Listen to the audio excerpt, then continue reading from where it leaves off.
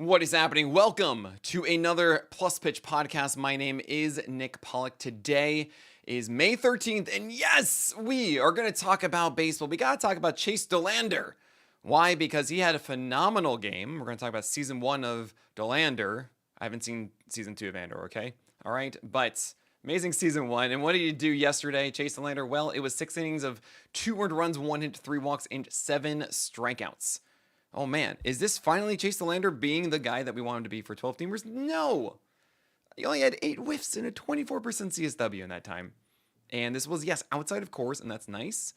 The biggest criticisms I've had of Dander, outside of course pitching for Colorado, which in itself is pretty big, it's that Chase Dander as a pitcher outside of it isn't fully polished. It is 97. That is the coolest thing. He also does that at a 1.3 height adjusted VAA. If you watched the video yesterday and I put one out, that is me doing a full tutorial of the Pitcher List Live app. It is me pretty much breaking down pitch metrics 101. It is, yes, like a 20-minute video. You can watch it at 2 times speed if you want. But if you've always been wondering what on earth I'm talking about, how do I do my analysis, that is it outlined to a T. And I implore all of you to just give it a shot. Watch that one. It's on our YouTube channel. Definitely go and watch that. I believe you can search for it. Oh my gosh, understanding advanced pitch metrics. What is IVB and VAA, etc. And what you'll know is that with Dander at 1.3, it's somewhat flat, which means that you will have success more at the top of the zone. This is why Joe Ryan is so good with his fastball at 92 and change, or hopefully 94, because he has a 1.9 height adjusted VAA and he locates that upstairs. So Dander in the past has not been able to actually locate upstairs. And there's also the fact that that fastball does not have good vert, even outside of course. It was underneath 13 inches outside of course, which was actually season average for Dander, which is very strange because when it's 13 inches of vert in cores, that makes sense because it's supposed to be reduced by like 3 inches, but to see it also in Arlington at that is very weird. I don't know. What I'm trying to get at is that somewhat empty velocity. It's not good extension. It's not good vert. The 1.3 height adjusted VA is helpful, but only if Dander does go upstairs, but he did in this game, and that's cool. It was still a 10% swing strike rate. He got 8 over 49 whiffs. Sorry, I should say 5 over 49 whiffs. But it was effective upstairs. And what that flat attack angle does means that you have to be even more precise with the timing of 97 to be able to make the contact you want to have with it, right? The intersection points are fewer. So this is cool if you can actually replicate that. I have not seen Dander do that. The other criticism I've had of Chase Dander is about the other pitches. It's a curve and a slider. The slider actually has some upside to it. It could be called a cutter if you want. I think it's a slider really with a difference in movement between the four seam, which actually focuses more on lateral movement a bit than it does four seam upstairs, but it really just doesn't have enough movement and everything. It's at 89, this slider, and there were times he really located that beautifully to righties. You can see how 97 to 89 in different places with that extra movement, it's really cool. He also tugs it a lot outside of the strike zone to right-handers, and that's 5 over 12 strikes here. So still a work in progress. The curveball is the one that we need every single time Dander starts for him to be consistent in any way or to produce in any way. And we saw that one really good game before. That was with curveball going like 70% strikes. This wasn't quite that. It was 65%, but it was good. It was down. It returned outs. I don't really think this is an amazing number 2 pitch, though. You have to see it at a high strike rate, which is probably not going to be the case consistently. And then the four-seamer needs to be precise upstairs, too, for this one, which was 3 walks and 7 Ks in 6 innings, but only 8 whiffs and a 24% CSW, right? I just want to keep leaning into that, saying, hey, look, there's still a lot of balls in play here. And Dander, even though he had no hit ball for a while until Wyatt Langford had said, what's up? I just don't think this is enough here. If he's outside of cores, I would be more interested in that development. But then also, the next 3 starts for Dander are at Arizona, and then hosting the Yankees in cores, and then at Wrigley, as if Like, you could think to yourself, man, maybe outside of cores I would start. I'm like, no, you just shouldn't. Okay, I should just let him with that. Ben Lively against the Brewers, 3 innings of 0 runs, 1 hit, 2 walks, 1 strike, and 45 pitches. Why? Because he got removed with forearm inflammation. I didn't put this in the roundup. I do wonder who the backup is for Ben Lively. It could be Joey Cantillo. And if it is Cantillo, well, that might be of interest because he still is that hyperextension guy, which is great. And hyperextension, I'm so sorry. Large extension, elite extension guy. I don't want to say hyperextension, that's obviously negative. Don't want him to get hurt. But there is a really good changeup there and fastballs, breaking ball. I think it can work for Joey Cantillo in the same way they did a lot last year.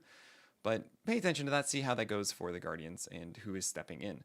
You have Merrill Kelly doing Merrill Kelly things against the Giants. It's a situation you like. He does well. He's got a great defense and offense at his back. So 7 innings, 1 run, 8 hits, 0 walks, and 8 strikeouts. He even had a really good changeup against lefties in this one. He was just feeling it down and away.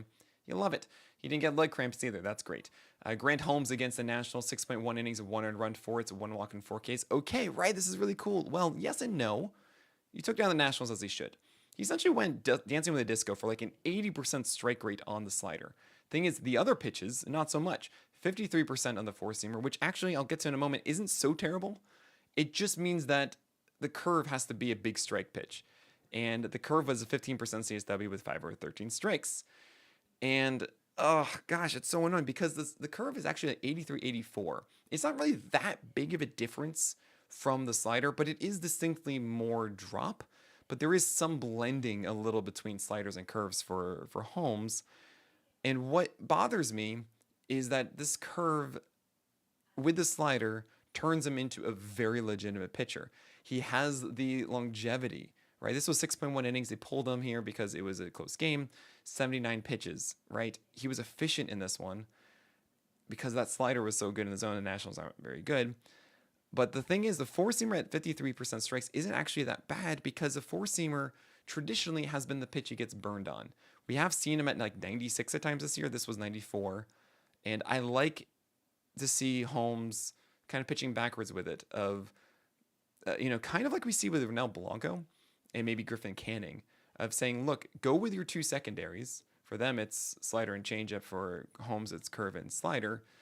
And get all your strikes with them. And then the four-seamer is kind of this surprise offering that you're nibbling. You're trying to get them out of their shoes to swing at because they're just excited to see a fastball, right? But don't give in the middle of the plate because that's how he gets burned.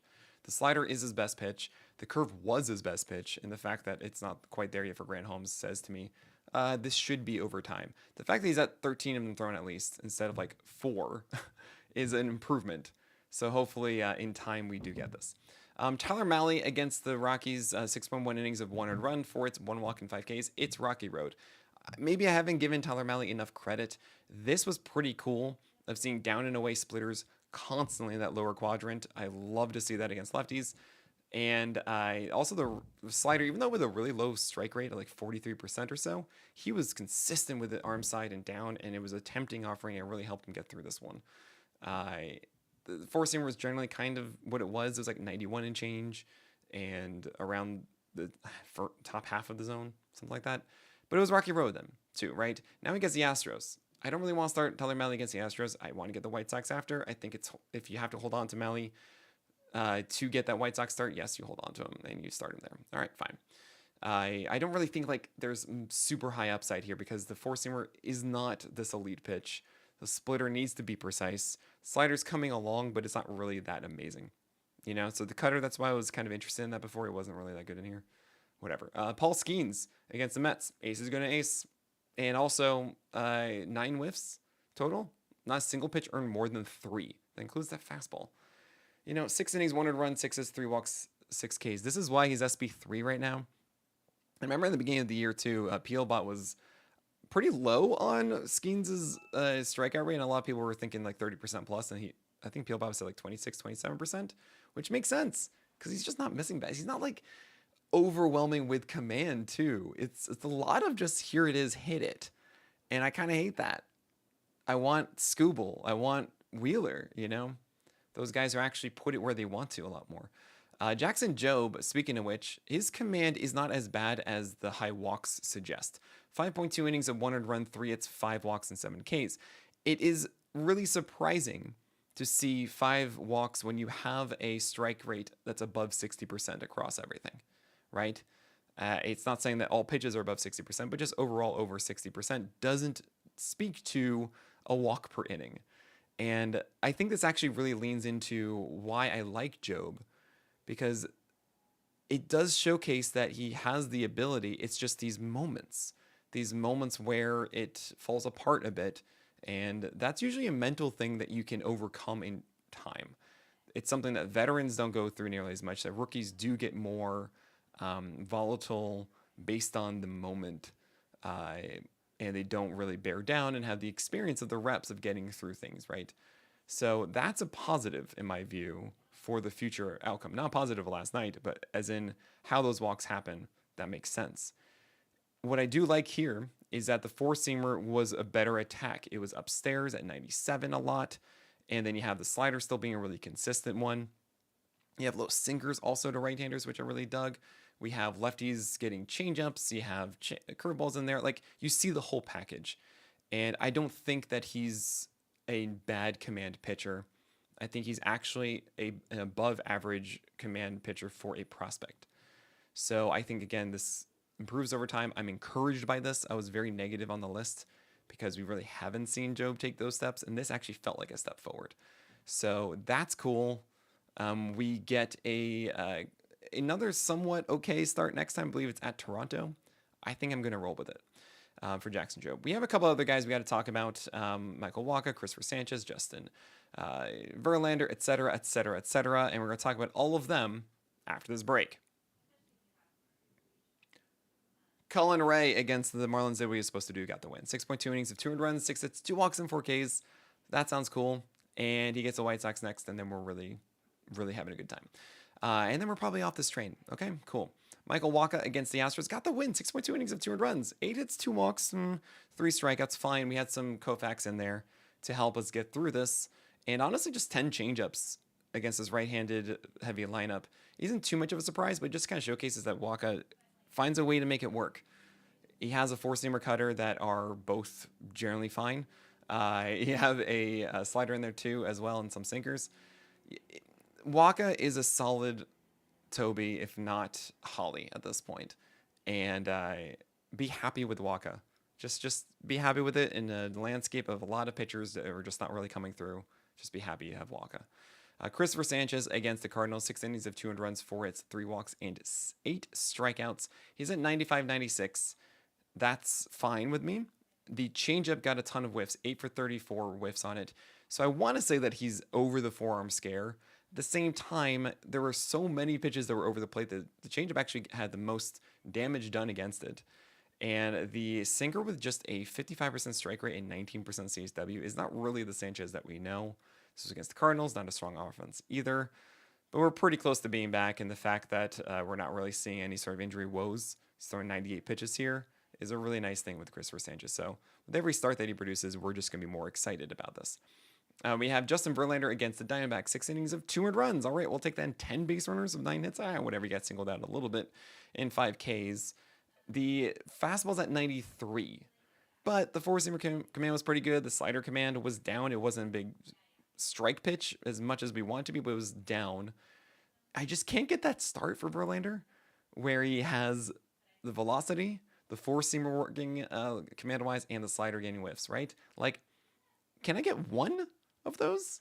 At least he survived against the Snakes. He'll get the Athletics, not in Sacre Verde.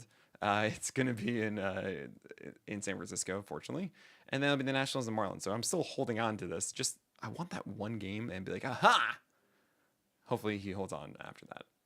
Okay, Yusei Kikuchi against the Padres, 6 innings, 200 runs. Hey, all right, we'll take a very poor quality start here with a 7 hits and 2 walks. One earned run away from it, actually. I should say with Verlander, it would have been a very, very poor quality start. But we'll take it from Kikuchi in 4Ks because he's really been struggling. The thing is, the slider went 19% CSW. The heater was pretty hittable. I'm not buying into this one. I'm happy this one worked out for him against the Padres. It was also 100 runs, and You saw his terrible throw to first base and all of that. But yeah. David Peterson against the Pirates, 6 innings, 200 runs, 5 hits, 3 walks, and 7 strikeouts. He actually had a golden goal here, 17 whiffs and a 37% CSW. I'm pretty shocked to see that the curve had 5 whiffs while the slider only had 2, and he threw it twice as often, which is really weird because the slider is supposed to be the good pitch, not really the curve, but if he's feeling that one, you just go with that, and that's fine. The whip is always going to be a little inflated. Like it's so interesting with Peterson. There are times he just can't quite earn strikes, and it's annoying. He also allows a few more hits than I would want him to. Just essentially mistakes happen more often than you'd think.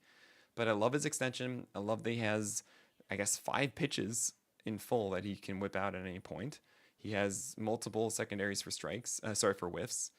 I think the whole package is just solid. And that's why I'm still in on David Peterson. Michael King, ace is going to ace, 5.2 innings of 200 runs, 4 hits, 2 walks, 8 strikeouts. Yeah, he's turning into that volume ratio guy with a 27% strikeout rate that I was very much in on in the preseason. The only question has been health, really. And he's, I mean, I don't know. Health is such a weird thing. And the fact that he did it last year for as long as he did, it just feels like he should be good to go for the year. Matthew Liberator against the Phillies, 5.1 innings of 200 runs, 7 hits, 1 walk, and 4 Ks. He's become a really stable arm for you. And I should give him props because this was the Phillies, but the velocity was at 95, and everything else, the command just was like weird. He didn't really have the slider going, or all these pitches were just down the pipe with his fastball, and you didn't get anything arm side with cutters or sliders for right-handers, and he was fine against lefties, I guess, but he was just not really there. And I'm happy the velocity is, though, so that feels like more of a tweak that can happen, and the velocity isn't dipping as I was worried it might by this time. You have Clark Schmidt against the Mariners in Seattle, so at T, and 6 innings of 300 runs, 3 hits, 2 walks, and 6 Ks. We'll take this all day. Unfortunately, he didn't get a win, despite them destroying the Mariners eventually. It's a case where Schmidt isn't, to me, overwhelmingly good, in the sense that I feel that Clark Schmidt is always going to produce and have a good whip, right? It's between him and Will Warren, and I really go back and forth on it because I feel like Will Warren actually has more overwhelming stuff, while Schmidt is kind of like, here's my cutter and here's my curve, good luck, like this should generally work around the zone, just throw strikes with it, and it just gives me a little bit hesitation of efficiency. But you got to keep running with him, I think. I mean, he gets the Mets and the Rangers, and I guess you're going to do that, and sure, just hope the wins are there too. Jake Irvin against Atlanta after going 92 miles per hour, not 90 in his previous start. There was a chance this would work. Well, he got 6 innings of 300 runs and 7 hits and 2 walks. So that's a very poor quality start. You also got 1 strikeout. So how am I supposed to butter my bread with this? And it's 2 whiffs. Like, oh boy. No, the curveball was not landing where he wanted it to go, and the fastballs were just kind of generally in the area where he wants them to, but like just over the plate, and it worked, I guess. I mean, is that working? You don't want to go Jake Irvin right now. Maybe we'll see a good run from him soon. At least he's at 92, and hopefully the curveball gets better location, and everything just kind of clicks into place. It could happen overnight. We'll see. See Cal Quantrill. 4.1 innings of 300 runs against the Cubs with 6 hits, so 6 base runners and 1 strikeout. How am I supposed to butter my bread with this? He's actually very Quantrill-fiable right now. Is bad. Sorry, Cal Quantrill. I hope that you have the amazing splitter back and cruises the rest of the way. You have Freddie Peralta against the Guardians. Professor Chaos kind of showed up here. 5.1 innings of 400 runs, 4 hits, 3 walks, 4 Ks.